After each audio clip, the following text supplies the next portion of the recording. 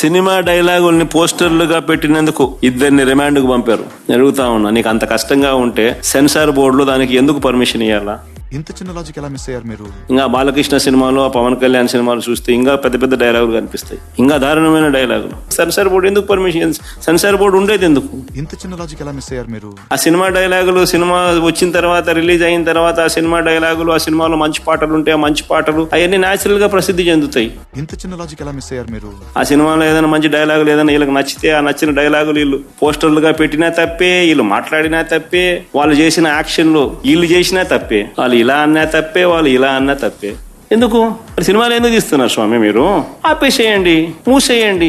ప్రజాస్వామ్యంలో ఉన్నామా లేదా అన్నది నిజంగా ఆలోచన చేసుకోవాలి మనం అంతా.